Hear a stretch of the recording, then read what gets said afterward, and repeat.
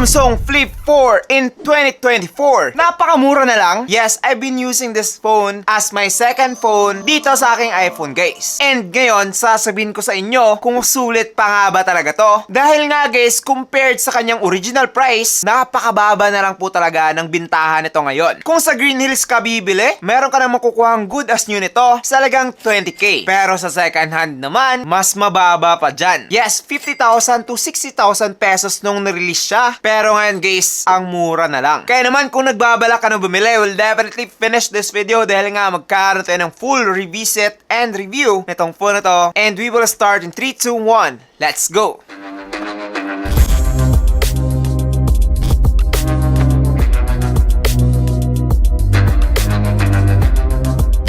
Hey, what's up guys? I am JP and this is JT TV. Now, let's proceed pagdating dito sa kanyang build quality. So dito guys, kung makikita nyo naman, meron tayong glass back, which is Corning Gorilla Glass Victus, and aluminum frame including the hinge dito sa kanyang gitna. Meron tayong Samsung logo dito, fingerprint scanner na napakaganda ng pagkakagawa, at katabi na to yung kanyang volume rockers. Dito naman sa ibaba nakalagay yung kanyang microphone, Type-C port, meron na din siyang dual speaker, and overall para sa akin dito sa kanyang build guys, wala talagang problema. Kahit na medyo rough talaga yung paggamit ko dito, hindi naman siya nadadamage. So build quality wise, okay na okay pa rin etong si Samsung Flip 4. Dagdag ko na lang na hindi po siya supported ng micro SD, so hindi mo po siya madadagdagan pagdating sa kanyang storage. Also guys, one physical SIM card lang po siya, which is nano SIM. Pwede kang magdagdag ng isang SIM card, which is eSIM naman. Now napakarami ng available na eSIM guys, and ako mismo ay gumamit ng eSIM dito sa phone na to. Isa talaga sa mga palagi kong ginagawa dito sa phone na to is ilagay siya sa lamesa ng nakaganito lang. And overall, after a few months guys, nagasgasa ng konti yung kanyang back part. So, make sure lang na kapag medyo rough kayo sa paggamit, dapat talaga ang bumili kayo ng case for this phone. Dahil magagasgasan talaga siya. Also guys, etong phone to ay meron ng IPX8 water resistant, so pwede na itong mabasa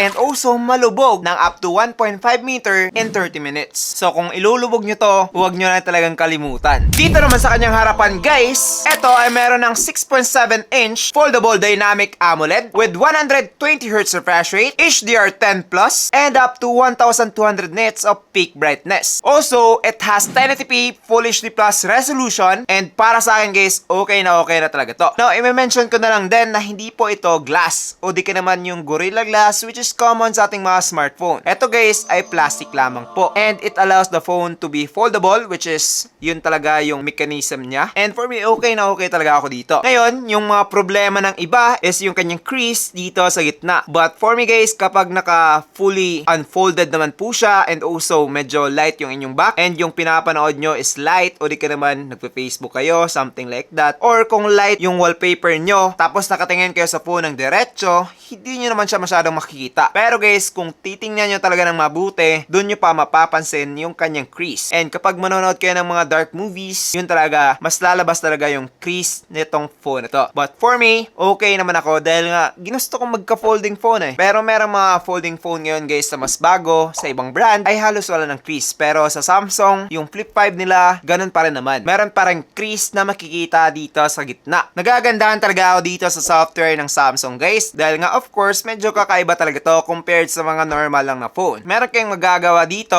na hindi nyo magagawa sa iba't ibang mga phone. Example, kapag naka-fold ang yung mga phone guys, ay meron kayo iba't ibang option. Either gagawin yung touchpad yung kanyang ibaba, which is para na siyang laptop nun, or pwede rin kayo mag-multitask by using two apps at the same time. For me, hindi ko naman talaga yung nagagamit while using this phone dahil nga second phone ko lang to, but I'm pretty sure guys na kapag eto lang talaga yung phone nyo, hindi talaga kayo maboboard kapag eto yung gamit nyo. Like, napakadami nyo talagang pwedeng gawin with this phone, and you can be very creative with this one. Ngayon, kapag pinold naman natin siya, eto po yung kanyang tiny display. Eto ay meron ng 1.9 inch Super AMOLED display na meron pa rin Corning Gorilla Glass Victus. Pero as you can see guys, nilagyan ko po siya ng tempered glass for in case lang na magasgasan. And para sa akin, napaka-useful nito, even though napakalit niya. para ka na ding mayroong smartwatch na nilagay dito sa likod ng mismong smartphone. Of course, meron kang makikita dito ng mga quick notifications o di ka naman yung napaka-basic na time, battery percentage, date. Pero yung mga nagustuhan ko talaga dito is makokontrol nyo yung inyong mga music, weather, meron ding timer, date, and syempre quick settings like Wi-Fi, Bluetooth, or flashlight. Just like that one. Pero guys, yung isa talaga na palagi kong ginagamit dito sa kanyang secondary display is yung camera preview. So with this, double click nyo lang yung kanyang power button and boom! Pwede nyo nang gamitin yung kanyang back camera pang selfie. Pwede ring video kapag nag-vlog, and basically makikita mo na kung ano yung nakikita ng inyong back camera. So for me guys, this is very useful, especially kapag nagpaplano akong mag-vlog dahil nga sineset up ko lang siya ng pagganito. Tapos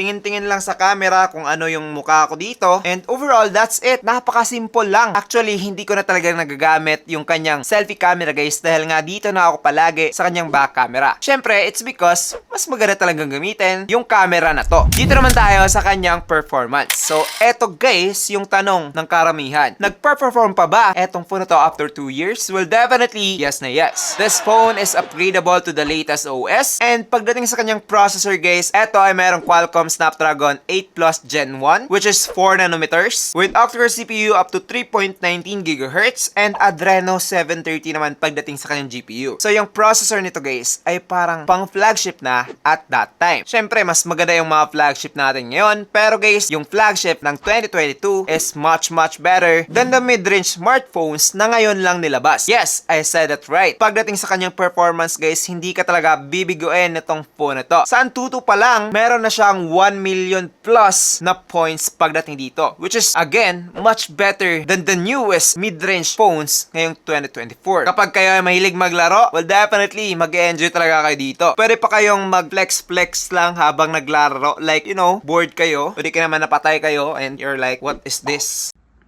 Ha? Ano ba yon? Bakit doon ka pumunta? Ganyan.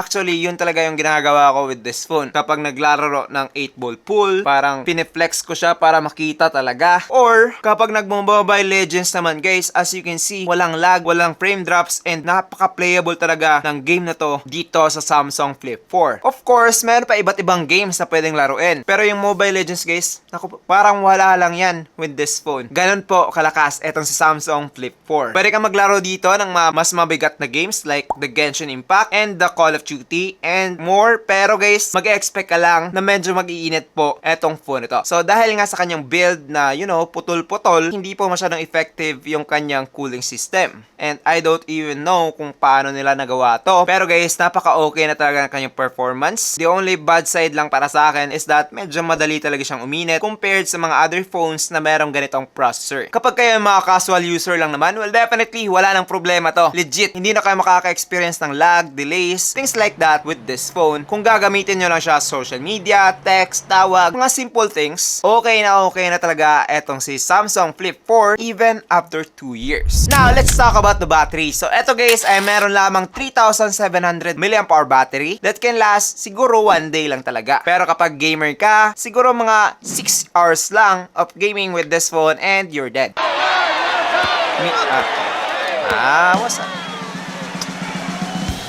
But supported naman na ng fast charging etong phone na to with the 25 watts, and pwede mo na siyang ma-charge ng up to 50% in just 30 minutes. And so far, mabilis naman yon para sa akin. You can also charge this phone wirelessly kapag meron kayong mga wireless charging. So ang cool, di ba? Ngayon, let's talk about the camera. Ito ay merong 12MP main camera with f1.8 and 12MP ultra-wide camera with f2.2. Pagdating naman dito sa kanyang selfie guys, meron tayong 10MP selfie camera. As you can see dito sa aking mga photos guys, napaka-sharp talaga, napakaganda ng blur with the main camera. And also sa wide camera naman, okay na okay pa rin talaga yung mga pictures na nakuha ko with this phone. Sakto yung colors, napaka-wide ng kanyang dynamic range, yung kanyang saturation is saktong-sakto lang, and yung pinaka-nagustuhan ko talaga dito is yung kanyang color reproduction, which is natural pa rin. Kapag kayo mahilig mag-picture-picture guys, like selfie, better use the back camera. Like I said kanina, pwede nyo siyang makita dito sa kanyang small screen, which acts like a camera preview. view. In that way, makikita nyo kung ano yung mga kasama dito sa shot and makukuha na ninyo yung perfect picture with this phone. Na-addict talaga ako dito guys nung bago ko pa siyang binili. Halos hindi ko na magamit yung kanyang selfie camera dahil nga dito na lang ako palagi sa kanyang back camera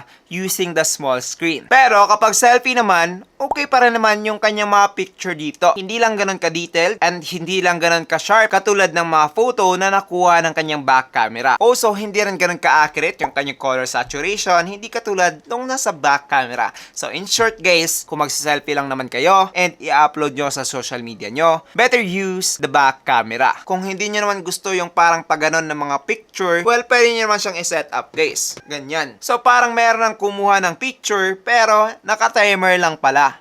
Yeah, boy. Kapag kayo ay into vlogging, hindi niyo kailangang bumili pa ng tripod para lang i-stand ng inyong mga smartphone guys. Ito, flex nyo lang kung saan angle and kailangan na talaga meron siyang mapatungan. Speaking of vlogging, napaka-capable na ng phone na to. Ito ay meron ng 4K at 60 FPS sa kanyang back camera and 1080p at 30 FPS naman pagdating sa kanyang selfie camera. It can also go 960 FPS slow motion pero 720p lang. Pero yung 960 FPS guys, napaka-slow na talaga nun. So ewan ko na lang kung saan nyo gagamitin yon, pero okay na merong ganong option. As you can see, napaka-sharp, maganda, and siguro mas maganda lang ng konti yung Samsung S22 pagdating dito guys sa kanyang camera. Pero overall, okay pa rin talaga para sa akin to, especially at the price na 20k pababa. Sulit na to guys. And masasabi ko talaga na ito yung tunay na vlogging camera dahil nga as you can see, di ba? Para siyang camcorder. Pwede niyo pa siyang ma-set up kung saan-saan. So, you know, vlogging camera talaga. Overall, recommend ko ba etong tiny phone that can be a big phone at the same time? Well guys, after 2 years of being released, wala pa rin naman ng mga problema na nararanasan with this phone. I like that it's light. I like that it can be small. Pwede siyang ilagay sa inyong mga pockets. Pwede nga yung nandito, yung sa polo